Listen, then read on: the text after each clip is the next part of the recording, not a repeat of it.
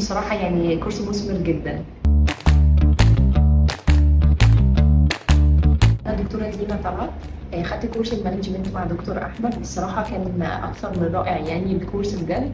خدت فيه ان انا ازاي، يعني ايه الستبس اللي انا المفروض اعملها علشان لو بخطط ان انا عايزه افتح عياده، ازاي احسب الفاينانشال عندي، اعرف انا كده كسبت ولا خسرت من العياده، اعرف احسب السالري بتاع الاوبريتورز اللي يعني شغالين معايا في العياده، اقدر ازاي احسب راس مالي واعرف كده انا كسبت فيه ولا خسرت فيه، ازاي انا اكون اتش ار كويس، ازاي اعمل ماركتنج للعياده، اعرف كل الستبس اللي تخلي العياده عندي تنجح. انا صراحه بعمل ريكومنديشن لكل الناس ان اي حد بيفكر ان هو يفتح عياده ان هو يحضر الكورس ده مع دكتور احمد. بصراحه يعني كورس مثمر جدا.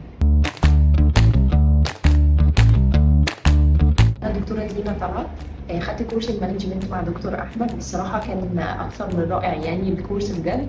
خدت فيه ان انا ازاي، يعني ايه الستبس اللي انا المفروض اعملها علشان لو بخطط ان انا عايزه افتح عياده، ازاي احسب الفاينانشال عندي، اعرف انا كده كسبت ولا خسرت من العياده، اعرف احسب السالري بتاع الاوبريتورز اللي يعني شغالين معايا في العياده، اقدر ازاي احسب راس مالي واعرف كده انا كسبت فيه ولا خسرت فيه، ازاي انا اكون اتش ار كويس، ازاي اعمل ماركتنج للعياده، اعرف كل الستبس اللي تخلي العياده عندي تنجح. انا صراحه بعمل ريكومنديشن لكل الناس ان اي حد بيفكر ان هو يفتح عياده ان هو يحضر الكورس ده مع دكتور احمد.